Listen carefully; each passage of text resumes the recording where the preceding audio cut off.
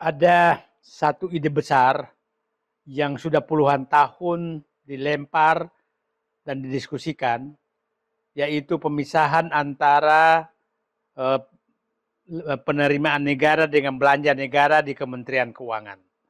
Itu sebenarnya sudah berlangsung sejak 20 tahun lalu, tapi selalu gagal. Dan saya mohon izin, saya berpendapat bahwa yang selalu menggagalkan ide ini adalah Ibu Menteri Keuangan Sri Mulyani.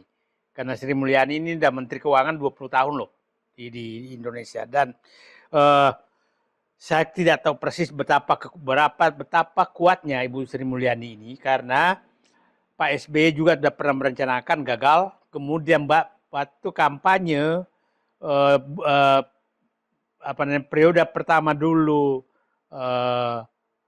Jokowi juga ingin memisahkan penerimaan negara dan belanja negara di Kementerian Keuangan. Pak Prabowo apalagi itu menjadikan program utama adalah pemisahan Kementerian Keuangan dengan penerimaan di Kementerian Keuangan. Bahkan di susunan kabinet yang sebelum berangkat ke Solo tanggal 13 Oktober itu sudah kelihatan akan ada pemisahan tersebut. Tapi setelah pulang dari Solo itu kembali menyatu, dan bahkan Ibu Sri Mulyani sudah seakan-akan pamit tidak menteri lagi. Tapi setelah disatukan kembali, maka dia kembali lagi menjadi Menteri Keuangan. Nah, pasti publik bertanya, apa sih keuntungan dan kerugian kira-kira kalau ini tetap menyatu dan atau terpisah? Hampir semua, sebagian besar negara manapun untuk menjaga good governance, maka penerimaan negara dikelola secara terpisah dengan belanja negara. Itu sebagian besar. Di Indonesia disatukan. Nah, ini kan begini.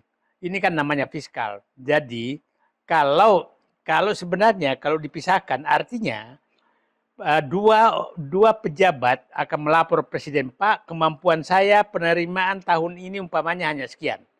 Maka disampaikanlah kepada Menteri Keuangan yang sebagai bendahara negara, kamu hanya boleh belanja sekian karena penerimaan hanya sekian.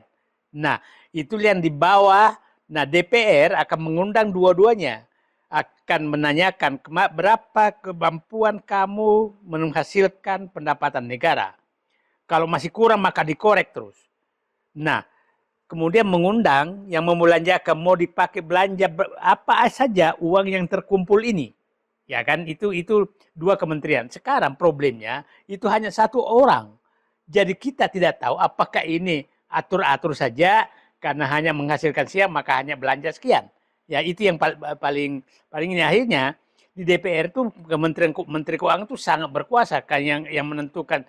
Bappenas nggak diajak lagi, yang menentukan mana yang mau dibangun, berapa belanja, dan berapa yang mau dihasilkan. Akhirnya apa yang terjadi, sering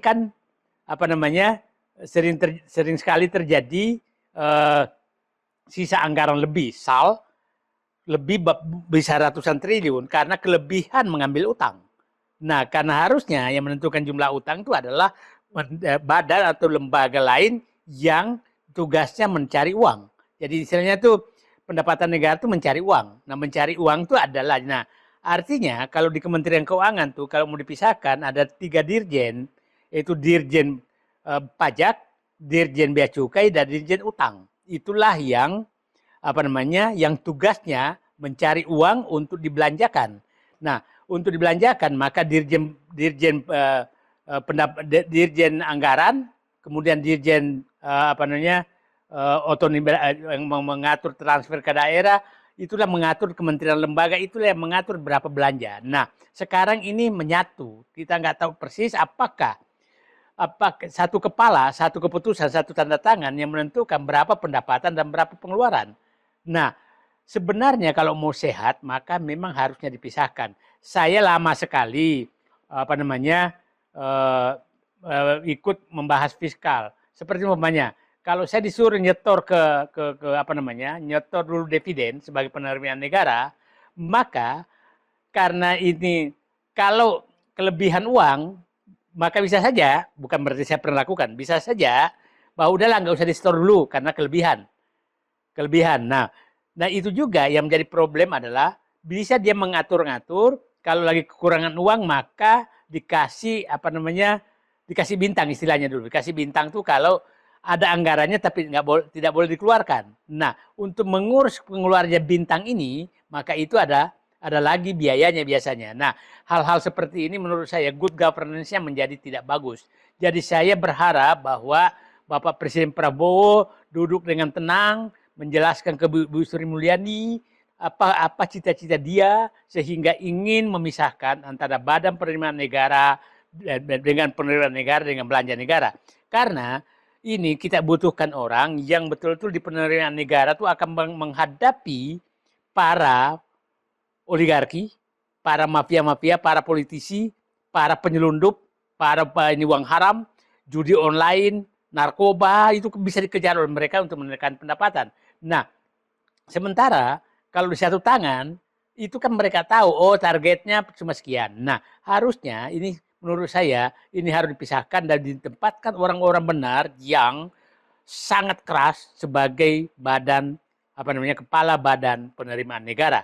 Nah, sehingga dia bisa mengejar pemilik tambang, kenapa royaltinya cuma sekian, dia bisa mengejar kenapa ini tambang kita diserahkan ke Cina sehingga pendapatan negara berkurang. Nah, sehingga dia betul-betul tukang mengejar pendapatan. Jangan seperti sekarang. Mengejar pendapatan yang paling gampang dinaikkan PPN. PPN itu ya, asal publik tahu yang namanya pajak pertambahan nilai itulah orang yang membayar itulah orang yang paling tidak bisa lagi melakukan apapun karena seperti kita beli apapun kan ada PPN-nya. Jadi dan itu sapu jagat, itulah harusnya kalau mau negara baik maka memungut pajak jangan pakai pukat harimau. PPN itu pukat harimau. Siapapun kena. Miskin sekali juga kena, kaya juga kena. Dan jumlahnya sama. Nah harusnya yang kaya itu pajaknya besar, yang miskin pajaknya bebas. Itu baru benar. Nah itulah pentingnya menurut saya. Jadi saya berharap Pak Prabowo duduklah dengan tenang, bicara dari hati ke hati. Apa sih kekuatan, mohon maaf, Sri Mulyani sehingga ide besar memisahkan penerimaan negara dan belanja negara. Dua presiden pun tidak bisa melakukan itu. Karena saya yakin Ibu Sri Mulyani yang menolak. Terima kasih. Assalamualaikum warahmatullahi wabarakatuh.